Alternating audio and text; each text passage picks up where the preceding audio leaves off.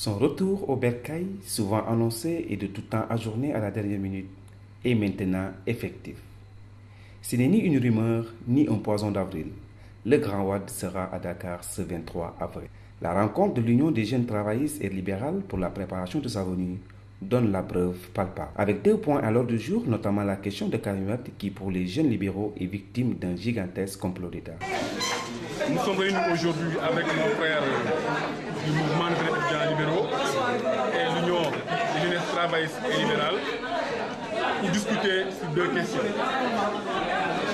La première question est relative au cas de notre frère Karim Meïssa Wade, qui, dans 24 heures, va boucler une année de détention arbitraire.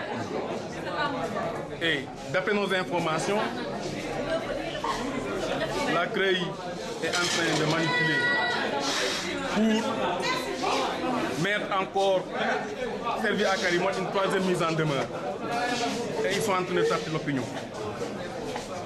Au-delà de ça aussi, ils sont en train de voir comment concocter de fausses preuves pour donner à Karim des biens qu'il n'appartiendrait pas. De force ces informations-là, nous avions décidé, nous, en tant que jeunes, d'être les boucliers de l'injustice.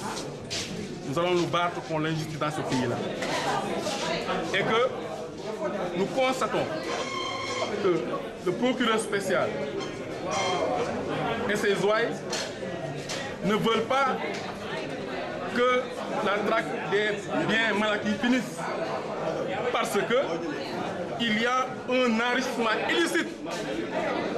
Ils sont en train de faire dans ce travail-là, de par des commissions rogatoires, où ils sont payés en centaines de millions, de par des missions d'experts, où ils sont payés en centaines de millions.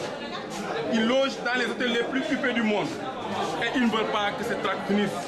Raison pour laquelle ils ne sont pas prêts à dire la vérité aux Sénégalais. Ils avaient, au total, ils ont attribué à Karim un patrimoine de 830 milliards.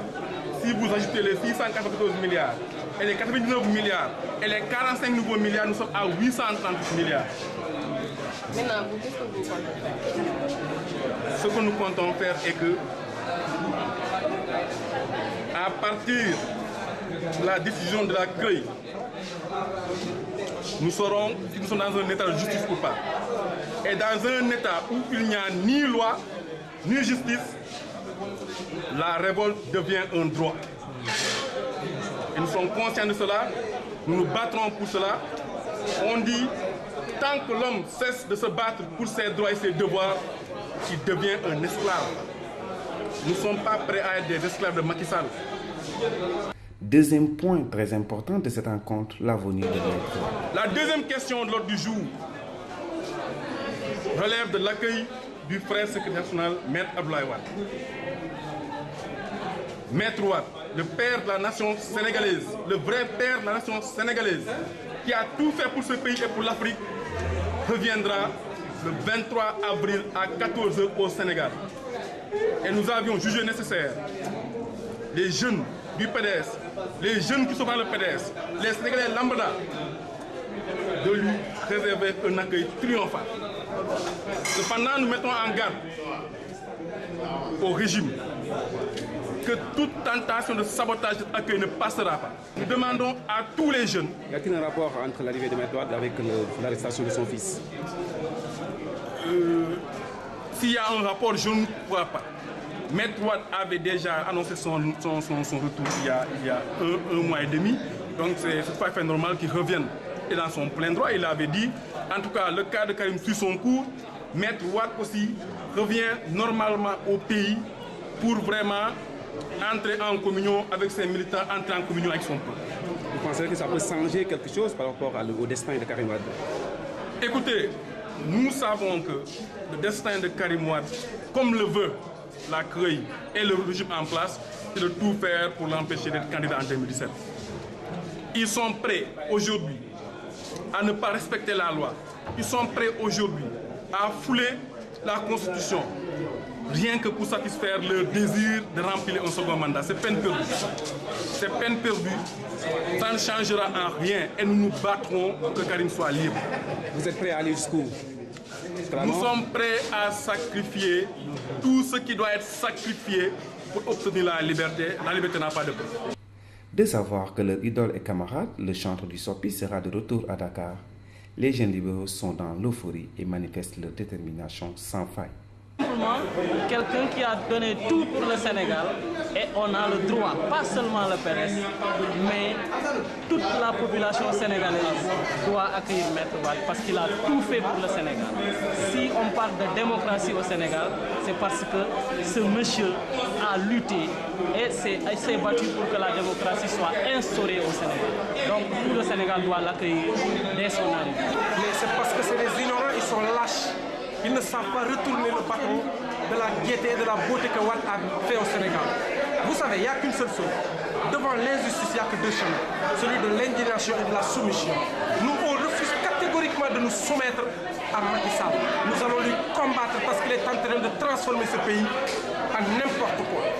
Vous êtes prêt à aller jusqu'où? Jusqu'au bout. Un panafricain, un digne fils de la nation. Le président Abdoulaye Wade, c'est quelqu'un qui a beaucoup servi pour ce pays. Et je pense que ce n'est pas même le PDS qui vont l'accueillir. C'est les Sénégalais lambda qui vont accueillir le président Abdoulaye Wade avec une mobilisation très forte. Car nous habitons dans la banlieue et on a tous les échos vraiment des Sénégalais. Et je pense que le 23, Inch'Allah, vous verrez ce qui va se passer à l'aéroport. Nous-mêmes, au lieu de Karim Wade, on va passer la nuit, Inch'Allah, à l'aéroport. En fait, on sent nettement qu'il est important que Maître Wade revienne. Parce qu'il y a un moment que les gens se sont regroupés à attendre Maître Wade. Donc il est le moment est opportun pour nous, les militants du parti PDS et les partisans de Karim Wade, son fils qui est emprisonné illégalement depuis très longtemps. Donc il est temps qu'il fasse son apparition au niveau du pays. Parce que, bon, c'est ce que tout le monde dit, hein, c'est ce que tout le monde dit, depuis le Formet. On en a marre de ce gouvernement. Il faut qu'on retrouve notre président Abdoulaye Wade qui peut nous soulager au moins. Le fait juste de le voir, on nous soulage. Pour nous, c'est un rendez-vous historique, un rendez-vous entre un homme et son peuple. Son peuple qui va lui manifester toute sa reconnaissance et sa gratitude pour le travail qu'il a eu à accomplir, pour avoir été un soldat de la démocratie et des libertés, opposant pendant 26 ans. Et en ces 12 ans, il a marqué l'empreinte historique et l'empreinte politique du Sénégal de par ses réalisations, de par son ambition, de par son patriotisme, de par quand même sa gouvernance qui a amené quand même, qui a posé le Sénégal sur la voie de l'émergence. Et nous nous attendons à un accueil chaleureux, un accueil royal, digne des grands jours pour accueillir Abdoulaye Wade. Ce n'est pas l'affaire seulement des militants du PDS, mais c'est l'affaire également de tous les Sénégalais. Comme vous le savez, les Sénégalais, Abdoulaye Wade leur manque. Pour nous, avoir Abdoulaye Wade auprès de nous en terre sénégalaise, c'est un privilège et c'est un honneur. Et nous allons lui montrer toute notre affection. Et ce jour-là, les Sénégalais verront la déferlante bleue. Ils verront le SOPI en masse qui va aller à l'assaut de la rue pour montrer à l'opinion nationale et internationale, malgré que Wade n'était pas là, mais il demeure et reste encore dans nos cœurs. En attendant les préparations des libéraux, le régime actuel fait la sourde oreille. Que va changer Wade au Sénégal? Rendez-vous au 23 avril.